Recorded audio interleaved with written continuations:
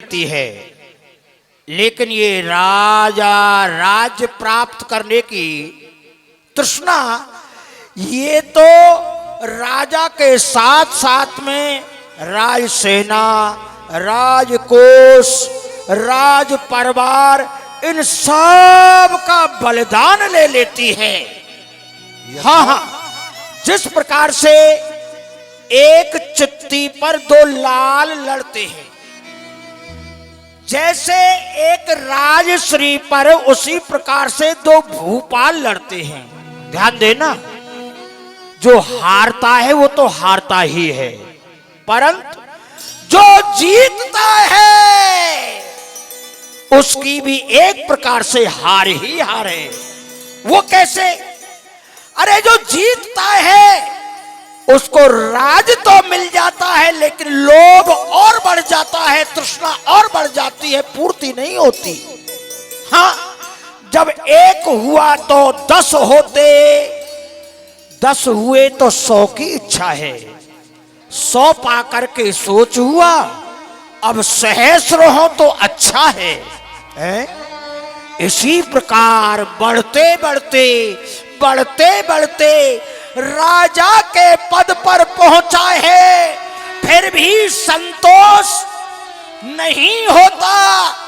ऐसी ये डाहिन तृष्णा है। जब तलक हृदय में तृष्णा है तब तलक प्रकाश नहीं होता।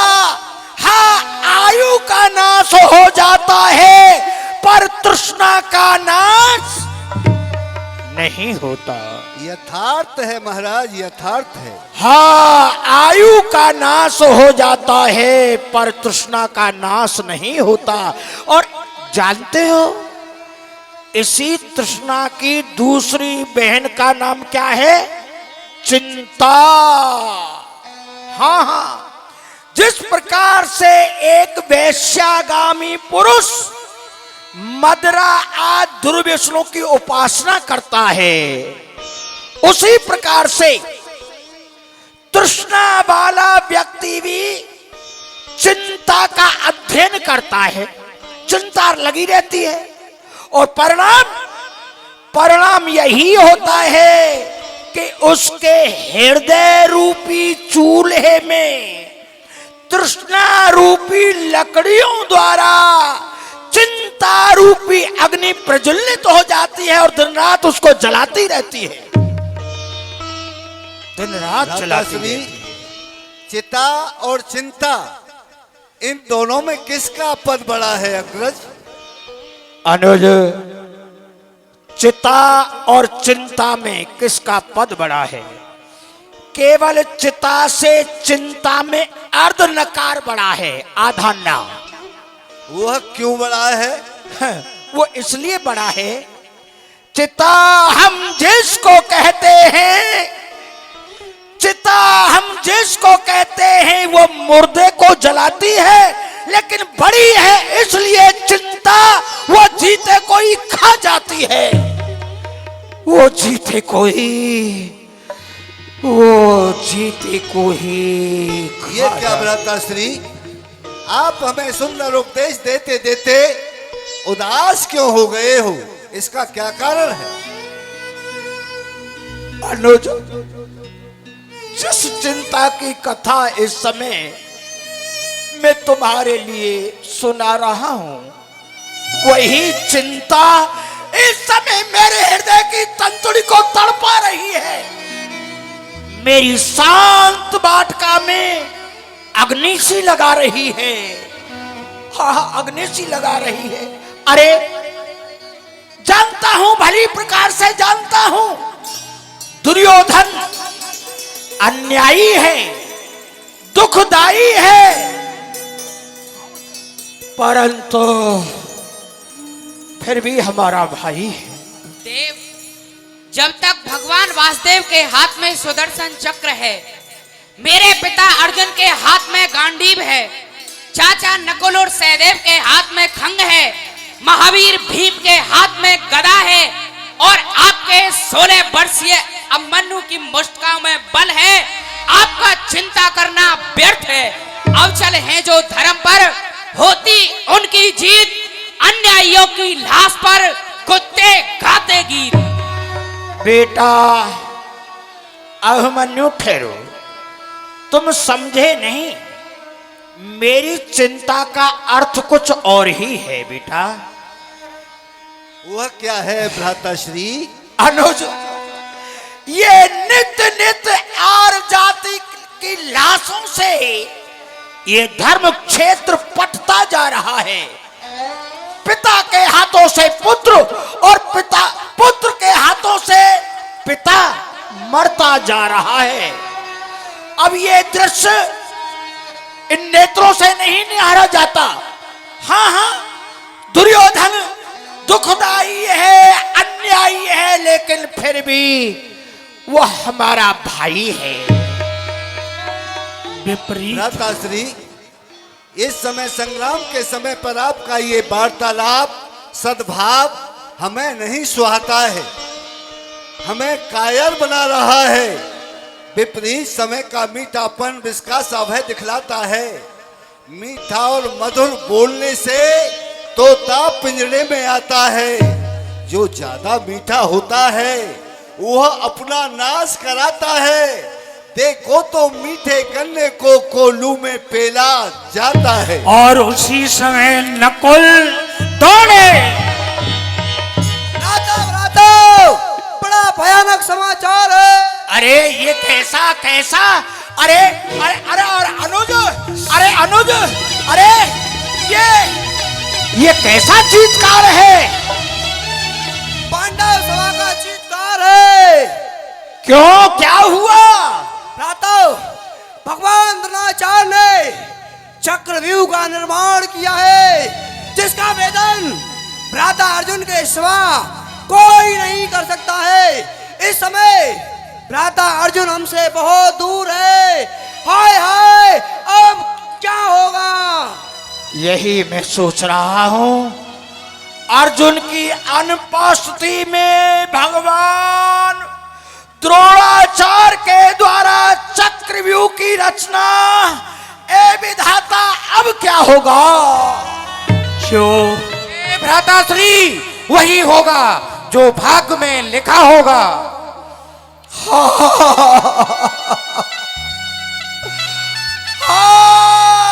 गांडीवधारी अर्जुन, आज तुम्हारी अनुपस्थिति में तुम्हारा बनाया हुआ ये बगीचा अब उजड़ने के लिए जा रहा है। अरे भीम, भीम, बढ़ो, बढ़ो आगे, हाँ आगे बढ़ो। और जब तक प्राण तुम्हारी देह में रहे और देह में हाथ रहे, हाथों में गदा रहे, तब तक घोर घमासान युद्ध करो। और जब युद्ध करते करते थक जाओ तो वीरों की तरह से इस पृथ्वी माता की गोद में सो जाओ। अरे देखते क्या हो, नकुल बढ़ो, सहदेव बढ़ो। अब जय पाना दुर्लभ है। पराजय का टीका लगवाने से पहले उन शत्रुओं के मस्तक पर टक्कर झेलो और अन्यायों की टक्कर झेलो और खून की होली खेलो, क्योंकि है कर्मवीर वही सच्चा वसुंधरा पर कर्तव्य पालन कर जो सोया हो वसुंधरा पर। आप इतना क्यों अकुला रहे हैं? क्या? हाँ भ्राता, आप इतना क्यों अकुला रहे हैं? वाह, क्यों अकुला रहे हैं? सुनते नहीं? क्यों अकुला रहे हैं? क्या तुम्हारे कान नहीं? युवा अवस्था में इतना ध्यान नहीं? अरे क्षत्रियों का पवित्र रक्त तुम्हारे शरीर में, अरे बाण तुम्हारे निसंगों में और धनुष तुम्हारे कंधे पर, फिर भी पांडु पुत्र होकर के नाम को कलंकित करना चाहते हो। मैं कहता हूं यदि पांडु पुत्र कहलाते हो तो जाओ पांडु के नाम पर आज नौछावर हो जाओ। हाँ, क्योंकि न्याय है संग्राम में जो करता संहार, उस योद्धा के वास्ते खुला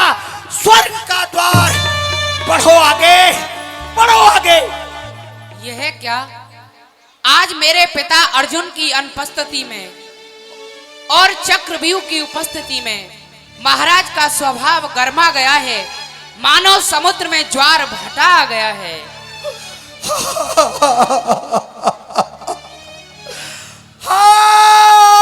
अर्जुन, अब क्या होगा? पूछ, आपका ये संताप, ये पश्चाताप अब हमसे सुना और देखा नहीं जाता। हमारे पवित्र रक्त में उबाल आता है। द्रोणाचार्य ने विचारा होगा कि आज अर्जुन की अनुपस्थिति में चक्रव्यूह रचाएं और उन पांडवों को हराएं, लेकिन उनको ये विदित नहीं, कायर कभी ना होगा जो क्षत्रिय का अंश है। अर्जुन अगर नहीं है तो क्या ये अर्जुन का ही अंश है। अरे अभिमन्यु बेटा, ये तुम क्या कह रहे हो? यही कि मैं चक्रव्यूह भेदन करने के लिए मैं जाऊंगा, यही कि मैं कष्ट का निवारण मैं करूंगा। अच्छा, ठहरो। 16 वर्ष ठहरो, अभी तुम युद्ध करने योग्य नहीं हो। पहले हमारे संशय का निवारण करो, तब उसके पश्चात युद्ध के लिए जाना। बेटा, पहले हमको ये बताओ, तुम अर्जुन की वो चक्रव्यूह भेदन करने वाली विद्या क्या जानते हो? हाँ पूज्य, यह बड़ी पुरानी बात है। एक दिन बैठो। मेरी माता जी की तबीयत घबरा रही थी, उन्हें नींद नहीं आ रही थी, तो पिताजी उन्हें अनेक प्रकार की कहानियां सुनाने लगे। उसी सिलसिले में चक्रव्यूह तोड़ने की क्रिया भी समझाने लगे। जहां तक कह पाए थे, ये प्रवेश का संवाद है जो मुझे अभी तक याद है। वाह वाह बेटा, तो तुम गर्म में ही सुनने लगे? सुनने ही नहीं, समझने भी लगा। क्षत्रिय का बालक क्षत्रिय की विद्या को गर्म में ही पढ़ने लगा। तो सब सुन लिया, सब गुण लिया? नहीं, यही तो सोच रहा हूँ।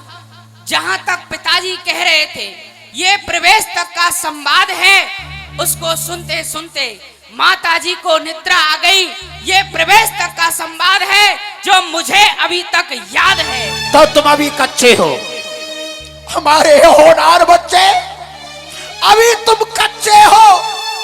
हम उस व्यूह के विकराल काल के गाल में हम तुमको नहीं जाने देंगे। नहीं, ऐसा नहीं होगा। ऐसा नहीं होगा? अवश्य होगा। क्यों? क्योंकि आज मैं प्रतिज्ञा कर चुका हूँ, चाहे आकाश में भाग लग जाएं, पृथ्वी पर तारे उगाएं, मैं अपनी इस आदि विद्या को काम में लाऊंगा और अवश्य ही लाऊंगा। ओह, ये बाल 16 वर्ष की किशोर अवस्था और इतनी भीषण प्रतिज्ञा? क्यों? 16 वर्ष की अवस्था वाले प्रभु श्री राम भी तो थे। 16 वर्ष की अवस्था वाले प्रभु श्री राम ने क्या अनेक अन्यायियों को नहीं संगारा था? सूर्य वंश में राम का हुआ सूर्य सा काम, अब भी घर घर रम रहा 2 अक्षर का नाम। जागे हुए को, सोते हुए को जगाया था राम ने, जागे हुए को ज्ञान सिखाया था राम ने। जब मर रही थी जाति तो जिलाया था राम ने, इस पृथ्वी को स्वर्ग धाम बनाया था राम ने। ये तेज उनका था, असुर सब त्रस्त हो गए, सूरज उगा तो तारे सभी अस्त हो गए। पर लाडले बेटा, तुम पर तो व्यूह में प्रवेश करना ही आता है, व्यूह का भेदन करके लौटना तो तुम पर आता नहीं। हे पूज्य, बिहू जब तोड़ ही डाला तो लौट आना क्या आपत्तिजनक है? और ये मेरी तलवार सहायक है। यह वह सिंगनी है, यह वह सिंगनी है, उन सब का सैन्य कीलेगी। यह वह शक्ति है, उन शत्रुओं को जाकर के कीलेगी। यदि यह है तो वहां पांडु का झंडा गड़ा होगा, नहीं तो आर्यमा की गोद में यह बालक आपका बड़ा होगा। अरे बोलते क्यों नहीं हो भीम? अरे बताते क्यों नहीं हो नकुल, सहदेव? क्या उचित रहेगा हाँ हाँ भ्राता, हाँ हाँ बताओ। उचित रहेगा, जाने दीजिए। और वीर अभिमन्यु को चक्रव्यूह में जाकर अपनी युवा अवस्था की उमंग दिखाने दीजिए। उन शत्रुओं का मुख भंजन करने दीजिए और उस चक्रव्यूह का भेदन करने दीजिए।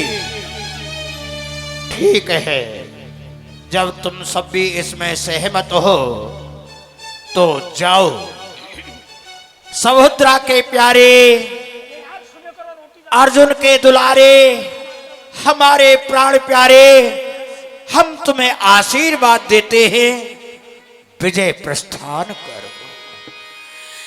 प्रणवीर जाबो जाबो, प्रणवीर जाबो जाबो, रणधीर जाबो जाबो, प्रणवीर जाबो जाबो, रणधीर जाबो जाबो, रणधीर जाबो जाबो।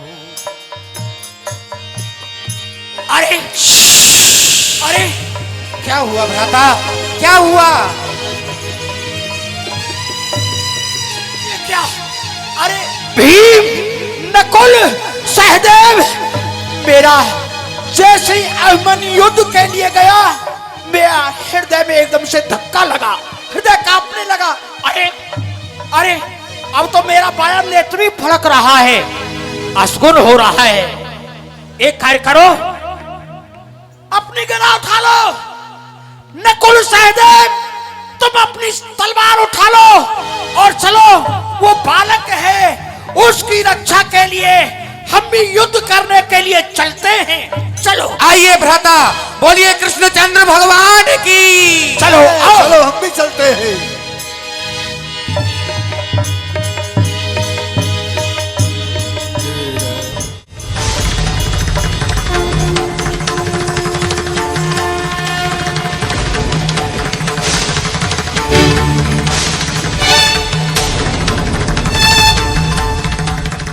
वीरता वीरता कहती है, जाओ जाओ, रणभूमि में जाओ, चक्रव्यूह भेदन करने के लिए जाओ, शत्रुओं का मुख भंजन करने के लिए जाओ।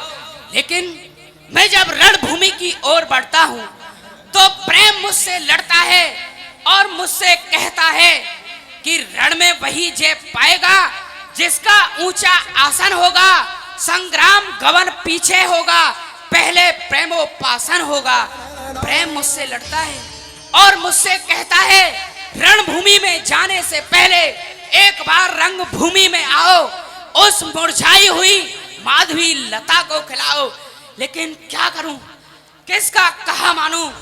दूर हो प्रेम, वीर पुरुषों को नपुंसक बनाने वाले प्रेम, दूर हो। और आ राज सिंहों के गौरव, मैं तुझसे इस समय आलिंगन करूंगा। प्रण ठाना संग्राम का, फिर कैसा विश्राम, पीछे जो हटता नहीं, सिंह उसी का नाम।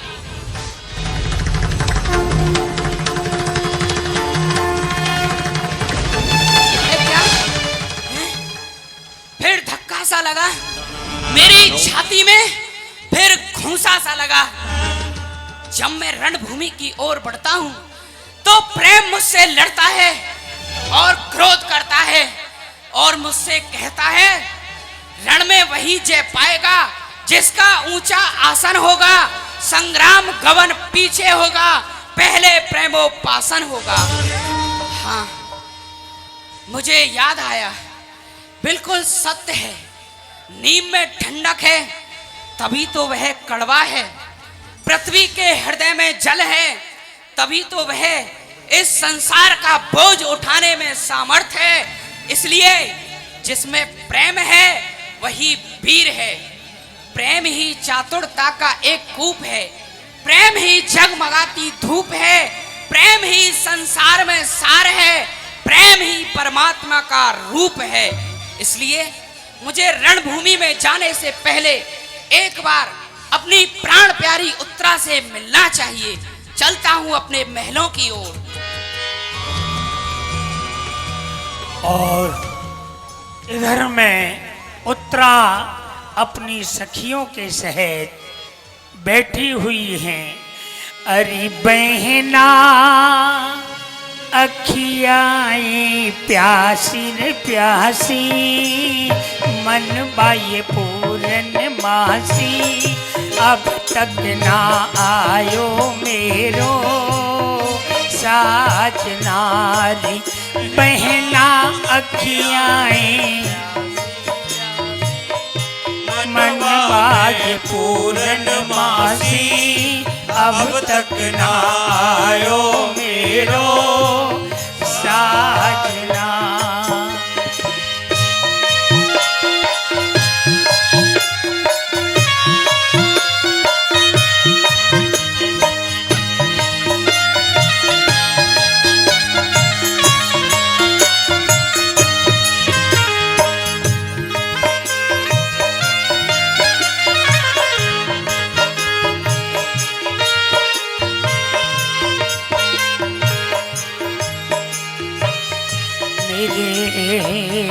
चाँद को कोई मिला दिखा दे सखी, मोए पिया की डगरिया दिखा दो सखी।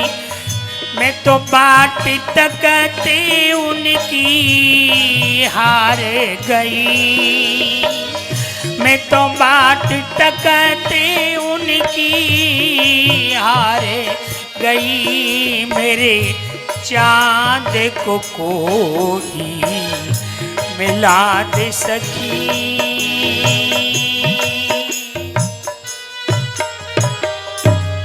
चांद को वह देखा करती है जो चकोरिन होवे, आग में वह जला करती है जो बिरहन होवे। आज आता है हमें आश्चर्य बारंबार, चांदनी कह रही है चांद का दर्शन होवे। आए आए मेरी ब्रह रात्रि में ही मेरे चंद्रदेव आए, दौज की चंद्रमा की नाई, 2 दिन बीते आज दर्शन पाए। देखना प्रिय, दौज के चंद्रमा को ग्रहण का डर तो नहीं, परंतु दृष्टि ना लग जाए। नाथ, आजकल आप मुझे नित्य दर्शन दिया करो, संग्राम के दिनों में जल्दी जल्दी मेरी सुध लिया करो। प्रिय, इतना अवकाश कहाँ है? आज ही बरियाई समय निकालकर तुमसे मिलने के लिए आया हूँ।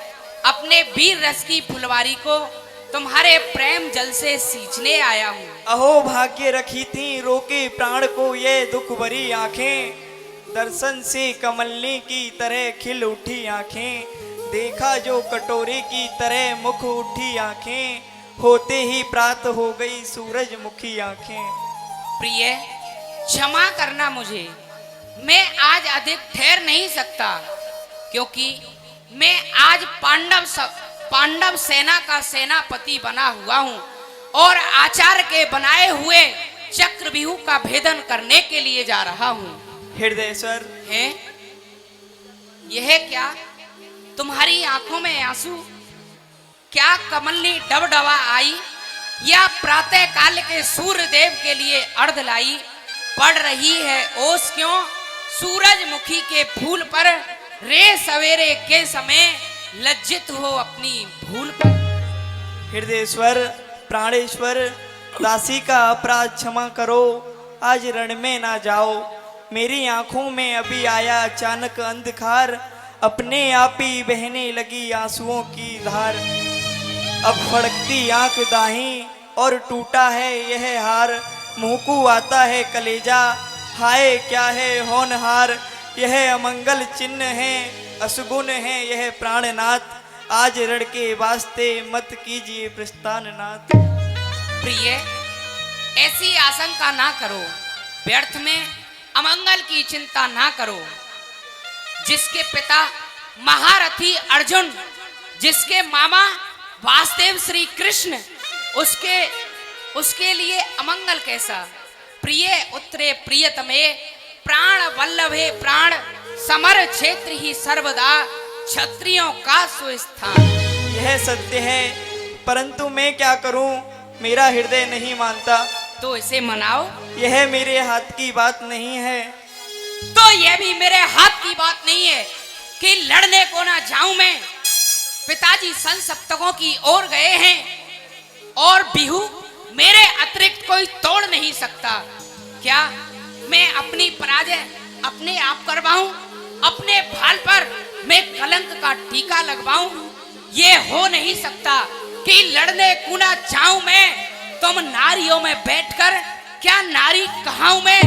अपने जीवन में अपनी आन यूं ही गवाऊं मैं, तो जीकर किस तरह संसार को मुंह अपना दिखाऊं मैं? तो फिर आप ऐसा कीजिए, आप हमारी महारानी जी का हृदय भी ना दुखाइए और जो अपना यह कर्तव्य है यह भी ना गवाइए। तो क्या करूं? फिर आप ही बताइए। यह तलवार हमें लाइए, चक्रव्यूह किस तरह तोड़ा जाता है यह हमें बतलाइए। हम जाएंगी और चक्रव्यूह तोड़ेंगी।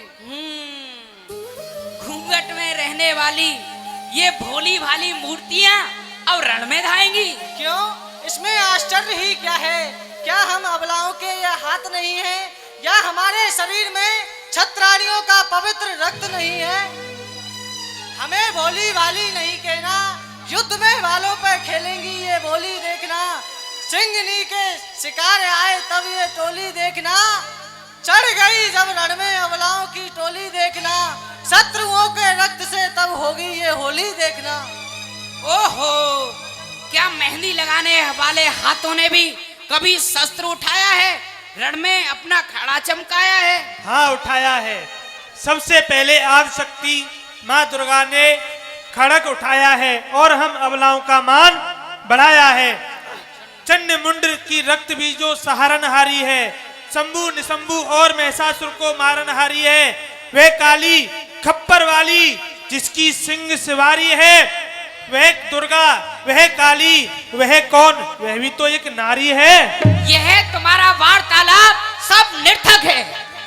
ठीक ठीक दासी, यदि इनकी इच्छा व्यर्थ है तो आप अपने साथ युद्ध में मुझे भी ले चलिए। यह भी व्यर्थ है, क्योंकि युद्ध में पुरुषों के साथ स्त्रियां नहीं जाया करती। जाया करती हैं महाराज। आर्यवर्त के इतिहास को उठा करके देखिए।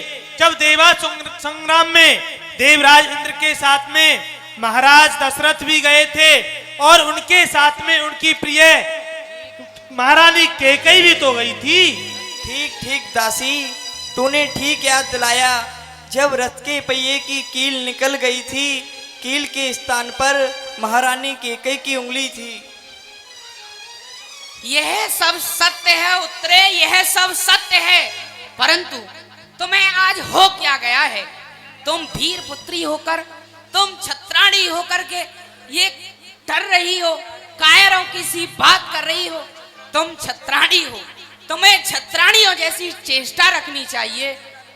और मैं युद्ध के लिए जा रहा हूँ, मुझे प्रेम सहित उत्साह सहित मुझे विदा करो, मुझे विदा करना चाहिए। तुम व्यर्थ में ही। धर्म भी तो यही कहता है, परंतु मेरा स्नेह नहीं मानता, ये हट कर रहा है। तो इसे मनाओ और ऐसे स्नेह को विसर्जन कर दो जो तुम्हें अधर्म के मार्ग पर लिए जा रहा है। मैं पांडव सभा में प्रतिज्ञा कर चुका हूँ कि चक्रव्यूह भेदन मैं करूंगा। क्या तुम्हारे स्नेह के कारण मैं अपनी प्रतिज्ञा तोड़ दूं, अपना धर्म छोड़ दूं? बोलो उत्तरे बोलो, क्या ये तुम्हारी आज्ञा है? नहीं, कभी नहीं। यदि आप प्रतिज्ञा कर चुके हैं तो कभी ना छोड़िए। एक स्त्री क्या, विरह में हजारों स्त्रियां बलिदान हो जाएं तो भी धर्म वीरों का धर्म, क्षत्रियों का धर्म कभी ना छोड़िए। धन्य उत्तरे धन्य। तुम सबसे प्रथम वही तो है जो जाति कर्म है इस जीव के चोले में। बस यही एक मरम है, शाखाओं में काम आए तो आए धर्म। संसार में जो सबसे बड़ा है वह धर्म, परलोक में भी काम आए तो आए धर्म। इसलिए मैं कहती हूँ जाने ना पाए ये धर्म। यदि ऐसा है तो फिर मुझे उत्साह सहित विदा करो। ठीक है, अब मैं आपको उत्साह सहित प्रसन्नता पूर्वक विदा करती हूँ। जाओ जाओ हृदयेश्वर प्राणेश्वर, रण केसरी की तरह रण में गरजते हुए शत्रुओं को मारो, सेना को सुधारो। बिहू को विधारो सिधारो सिधारो। तुम आगे आगे जाओ, मैं पीछे पीछे आती हूँ। पवित्र पुष्पों से गूंथी हुई एक माला लाती हूँ। यदि युद्ध में आपने अपने शत्रुओं पर पराजय पाई, जय विजय पाई और आपके शत्रुओं ने जय पाई तो ठीक है उत्तरे, तुम प्रसन्नता पूर्वक मुझे उत्साह सहित विदा करो। मुझे अभी माता जी से भी मिलना है, उनसे भी आशीर्वाद लेना है। अरे चरण पड़ने को माता के झुकी आंखें हमारी हैं, बड़ो भक्तों करो स्वागत, महारानी जी पधारी है। बड़ो भक्तों करो स्वागत, महारानी पधारी है। भगवान श्री कृष्ण की बहन सुभद्रा, पुत्र अभिमन्यु प्रसन्न रहो। अभिमन्यु की माता सुभद्रा, अर्जुन पत्नी सुभद्रा उसी समय आ गई। पुत्र अभिमन्यु, आज मैंने ये सुना है कि आपने पांडव सभा में प्रतिज्ञा की है और बड़े महाराज ने तुम्हें युद्ध में जाने की आज्ञा दी है। हाँ माता, प्रण करके संग्राम का जाता हूँ मैं आज। ऐसा आशीर्वाद दो, पूर्ण होए सब काज। पुत्र अभिमन्यु, हमारा नेह तज करके उस आर माह से नेह जोड़ोगे, तटे आचार निर्मित आज चक्रव्यूह तुम तोड़ोगे। आपके आशीर्वाद से, इन चरणों के प्रताप से जननी का जो जननी का है वह शंका कभी ना खाता है। बैरी क्या सन्मुख काल भी आए तो जय उस पर भी पाता है। ऐसा है? यदि ऐसा है पुत्र, तो विलंब किस बात का है? यह युद्ध भूमि में जाने वाला युवा सने भूमि पर क्यों खड़ा हुआ है? बाणों का लक्ष्य करने वाला ये युवा नैन बाणों का शिकार क्यों बन रहा है? पुत्र अभिमन्यु, ये उत्तरा की प्रेम आंसू तुम्हें डुबा देंगे, तुम्हारे कर्तव्य मार्ग में तूफान उठा देंगे। इसलिए इन पिघलते हुए नैनों की तरफ न देखो और जितनी जल्दी जा सकते हो उतनी जल्दी उस युद्ध भूमि में जाओ, शत्रुओं को पराजित करो और संग्राम में सूर्य की तरह उस युद्ध भूमि में अपना प्रकाश फैलाओ। बेटा, यदि उत्तरा से स्नेह रखते हो तो ये राज रानी बने ऐसा कोई पराक्रम दिखलाओ। मुझ में यदि श्रद्धा रखते हो तो मैं राजमाता के पद पर पहुंचूं ऐसा कोई कार्य करो।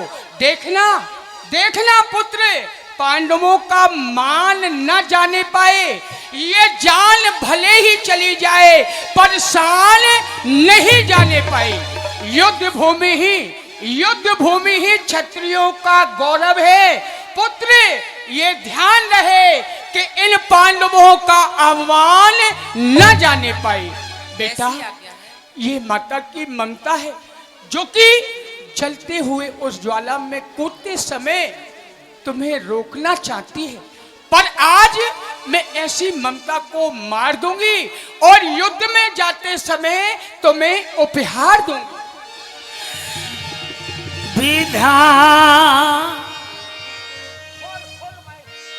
विदा मेरी लाल, विदा विदा मेरी लाल, विदा तेरे सुख में सुखी हमारो, तू आँखें को तारो। भूल जाओ अभिमन्यु, भूल जाओ उत्तरा के स्नेह को, माता के प्यार को, महलों के सुखों को और राज के आरामों को, और याद रखो बाण के लक्ष्य को, शत्रुओं की खोपड़ियों को और अन्यायियों के उन मस्तकों पर। बेटा, यदि युद्ध भूमि से तुम जय पा करके आए तो ये माता की गोदी है, नहीं तो अमन्यु तुम्हारी माता वह पृथ्वी है। देखना बेटा, अपनी माता की कोख को ल जाना, मेरे दूध को ल जाना नहीं बेटा, और ये हारा हुआ मुंह अपनी माता को न दिखाना। बेटा, ये आत्मा अजर और अमर है, इसे कोई नहीं मार सकती। ये अकाट्य है, इसे कोई नहीं काट सकती। मेरी इन्हीं स्वर वाक्यों पर स्थित हो जाओ और जाओ, जितनी जल्दी जा सकते हो अमन्यु, तुम उतनी जल्दी जाओ और उस युद्ध भूमि में जाकर के आचार्य के बनाए हुए और चक्रव्यूह का भेदन करके उन कौरवों पर विजय प्राप्त करो। बेटा अमन्यु, तेरी तलवार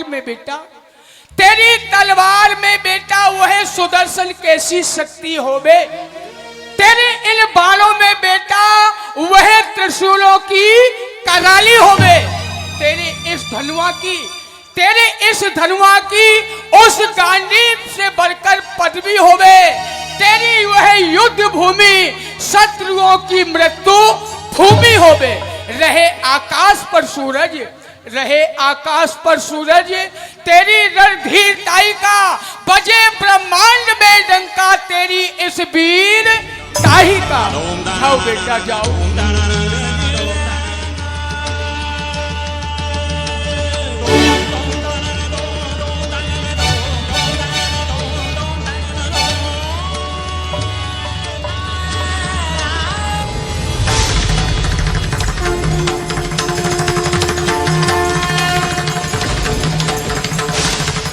और इधर चक्रव्यूह के प्रथम द्वार पर भगवान शंकर का वरदान प्राप्त किए हुए कि अर्जुन के अतिरिक्त पांडवों में कोई जयद्रथ को मार नहीं सकता।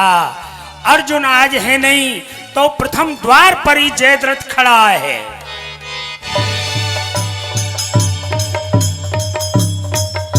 बोलो शंकर भगवान की, बोलो भोलेनाथ की। मुझे भगवान शिव का वरदान है कि पांडवों से केवल अर्जुन को छोड़ करके कोई नहीं मार सकता। आज वो अर्जुन संसप्तकों की ओर युद्ध करने के लिए गया है, अब उसकी मुझे कोई चिंता नहीं। भीम, नकुल, सहदेव अगर सर उठाया तो ये समझ लेना कि तुम्हारे धड़ पर वो सर ही नहीं। जिधर चलाऊं बाण उधर मच जाए दुआई, जिधर उठाऊं धनुष उधर हो जाए सफाई। उड़े व्योम पर धूल, न दे रब ब्रह्म दिखाई, इस तरह करूंगा आज में घन घोर लड़ाई। आ जाए वो चारों पांडव मारे, मेरी बाणों पे ना चाहिए वो तांडव सारे। भूल जा, अपने इस अभिमान को भूल जा, सिंह को देख और अपने धनुष बाण भूल जा। क्यों रे दुधमोए बच्चे, लड़ाई लड़ करके शीश का बलिदान या प्राणदान? प्राणदान? मेरे मुंह में वो दूध नहीं जो तुलसी से बिलका जाए। डरता हूँ तेरी अग्नि से कहीं और उबाल ना आ जाए। उबाल, छरा मुंह को संभाल। मैं तो तुझे छोटा ही समझ रहा था, तू तो काले की तरह फूंकाने लगा, बढ़ बढ़ करके धीरे मारने लगा। बड़ों का अस्तित्व ही छोटों से होता है। प्रत्येक छोटी वस्तु आगे चल करके बढ़ती है और अपने उच्च स्थान तक पहुंचकर फिर नीचे की ओर ढलती है। इसलिए अपनी इस पतन की दशा को ध्यान में ला और बाज। एक चिड़ी का बच्चा कहता है बाज से बाज आए। क्यों रे? फड़का दूंगा तेरे से सब भुला दूंगा। हवा जोश में आकर तुझे ठोकर से उड़ा दूंगा। कसम है भवानी की, आज तेरी हस्ती मिटा दूंगा, आज तुझे काट करके उस गड्ढे में गिरा दूंगा। लड़ने को जाता तो नेक ना सकाता, मुंह को आ जाता पैर आगे ही बढ़ाता हूँ, उग जाता क्रोध तो बताता विपक्षियों को, शत्रुओं के श्रोणित की सरता में बहाता हूँ, लेकिन आता पराजय संघर्ष की विजय का पताका सदा ही फहराता हूँ। छोड़ता ना अर्जुन सुत, नाता तेरे जैसे दुराचारियों से, तेरे जैसे बलधारियों की कीच में मचाता हूँ। आ युद्ध कर। जय श्री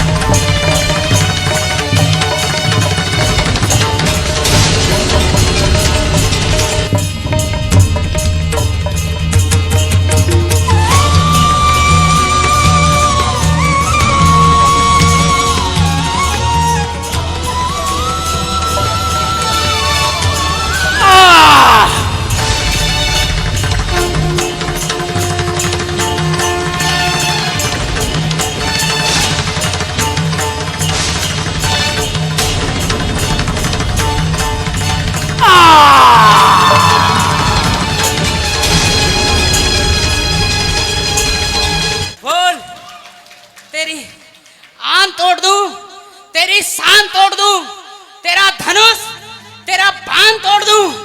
जिस बिहू के मुख्य द्वार का तू नागराज है, तेरा बिहू और बिहू की सारी शान तोड़ दूं। दुष्ट मूर्छित हो गया। मूर्छित पड़े हुए योद्धा को मारना वीरों के लिए पश्चाताप है, नहीं तो मैं इसका मस्तक काट लेता।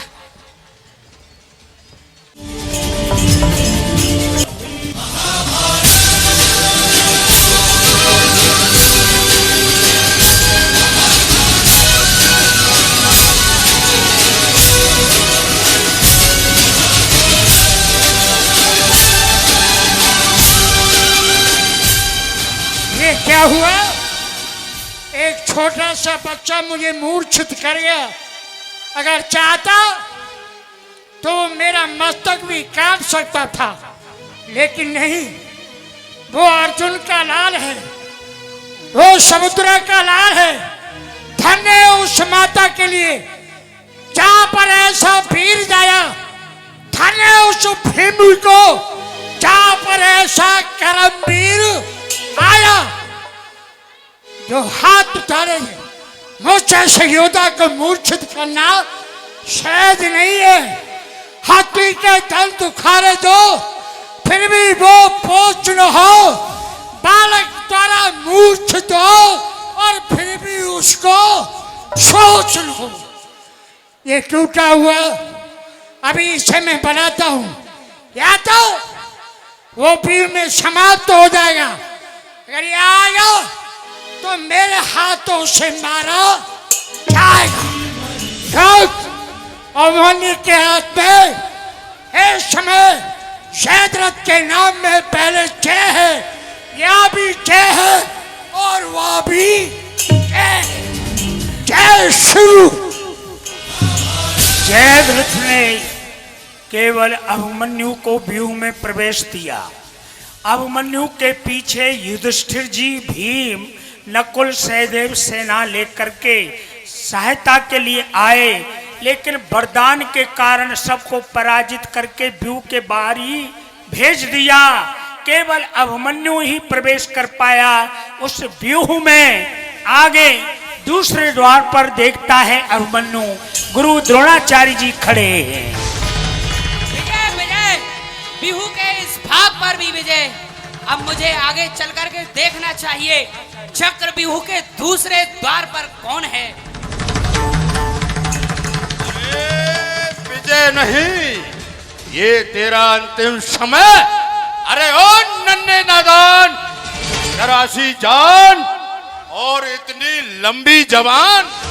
अरे जी में आता है कि तुझे हमेशा हमेशा के लिए इस पृथ्वी पर सुला दूं, परंतु तेरी इस अवस्था को देख करके मुझे लज्जा आती है और ये तलवार तुझ पर चलाते हुए इन हाथों को शर्म आती है।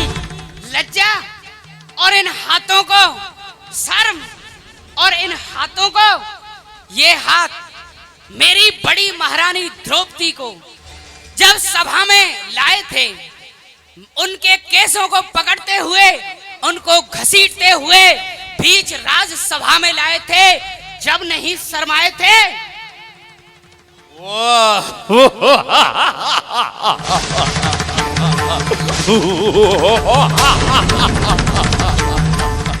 अरे ओ बालक, तुझे मालूम नहीं है तेरा मुकाबला इस दुशासन से है। अरे अब तक सोया होगा मखमली गधेलों पर, आज तुझे मार के सुलाऊंगा इन मिट्टी के ढेलों पर। आज युद्ध कर। हे गोपाल,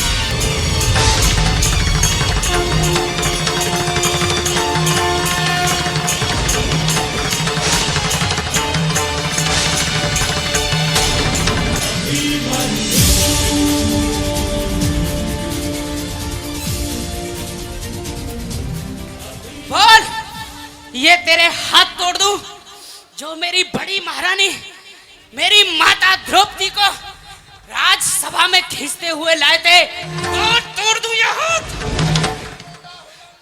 बोल, ये तेरे बाल तूने मेरी माता बड़ी महारानी द्रौपदी के इन्हीं हाथों से उन केसों को पकड़ करके लाया था।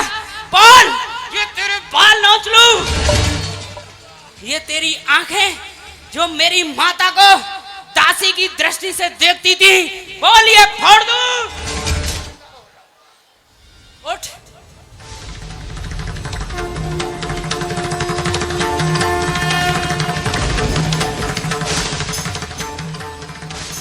भाग जा दुष्ट, मेरे हाथों से अपने प्राण ना गवा, और जा सो जा करके अपनी रानियों की गोदी में, और पहन ले इन अपने हाथों में चूड़ियां। विजय विजय, बिहू के इस भाग पर भी विजय। बोलिए भगवान श्री कृष्ण चंद्र की जय।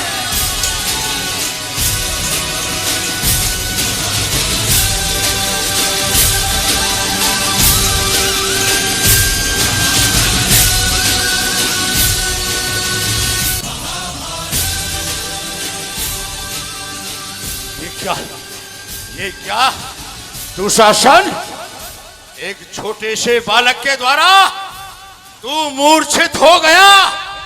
धन्य है उसी बालक की मां के लिए जिसने ऐसा वीर जाया। अरे धन्य है उसके पिता के लिए जिसने ऐसा पुत्र पाया। धन्य है इस भूमि के लिए जहां पर ऐसा कर्मवीर जन्म लेकर के आया। अरे धिक्कार है दुशासन तेरे लिए तो एक बालक से मूर्छित हो पाया। चलता वो और आगे खड़े हैं द्वार पर श्री द्रोणाचार्य जी महाराज।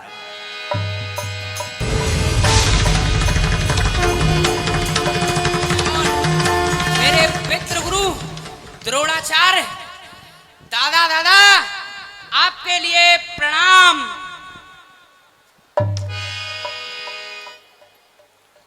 धन्य है, बाण का लक्ष्य करके चरणों में प्रणाम करना, ये धनुर्धारी अर्जुन जैसे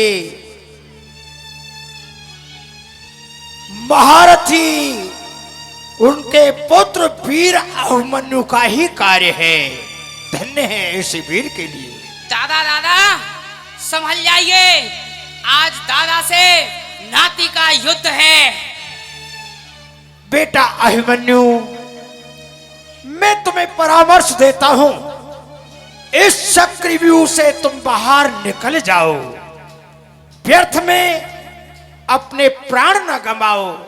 हाँ, मैंने चक्रव्यूह की रचना की थी, बनाया व्यूह था दुर्योधन आदि के चिढ़ाने पर।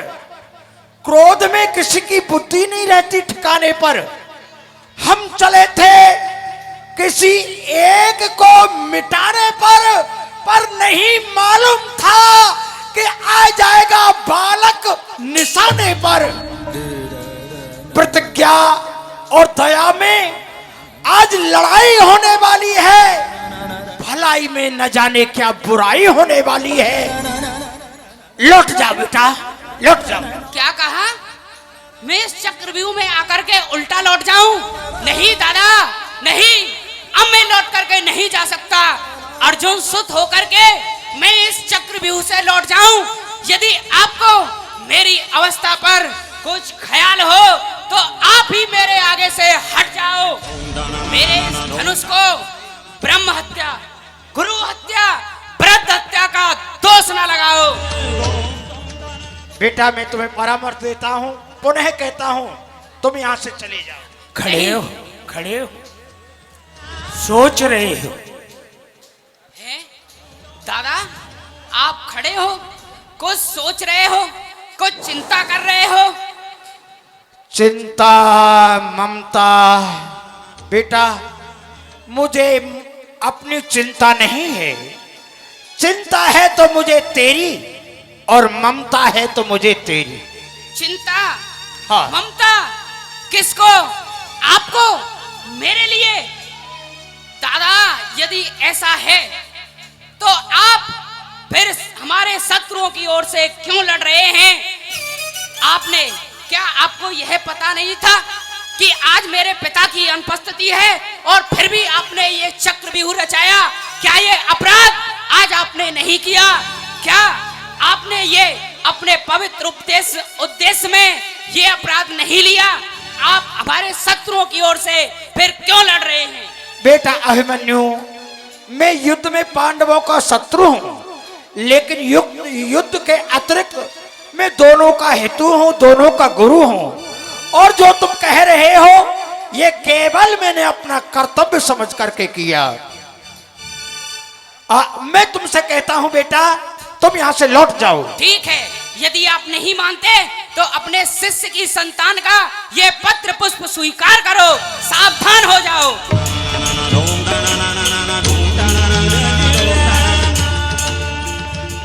अरे ये क्या है?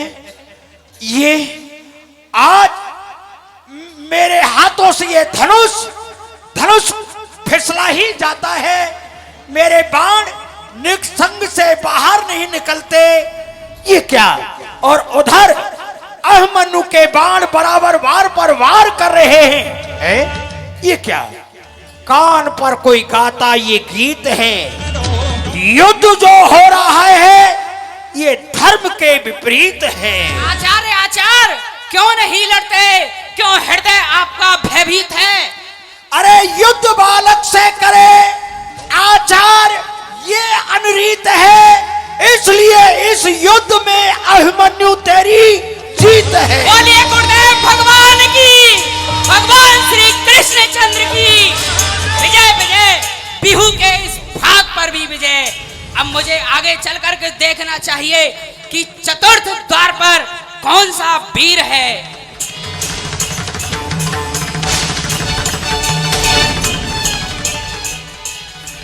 आगे योद्धा वीर दुर्योधन।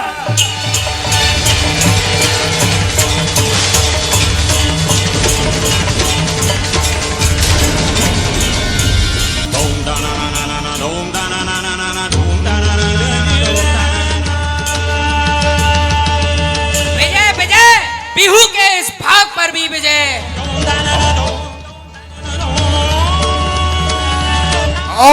अभिमन्यु, तुझे अपने प्राणों का मोह नहीं या मरने का भय नहीं?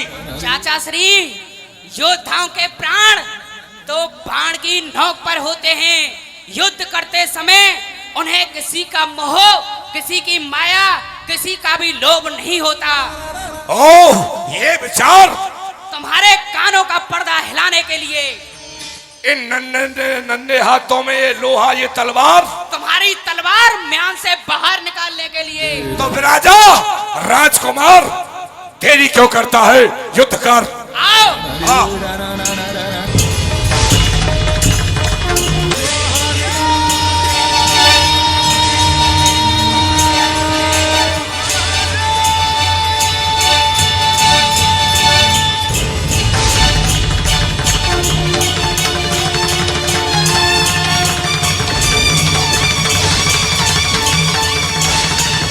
दुर्योधन ने देखा मेरे प्राण इस बालक से युद्ध करने में छटपटाने लगे।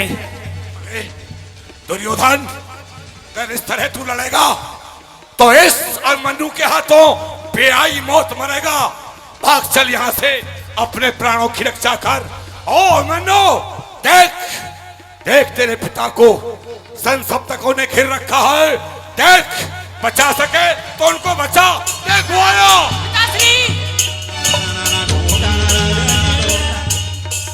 दुर्योधन धोखा देकर भाग गया। कायर, मुर्दार, भाग गया। खाव खाकर, धाप बचाकर भाग गया। नहीं तो अभी सारा भुगतान हो जाता।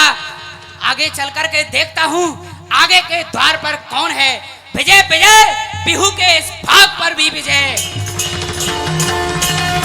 राजा बहादुर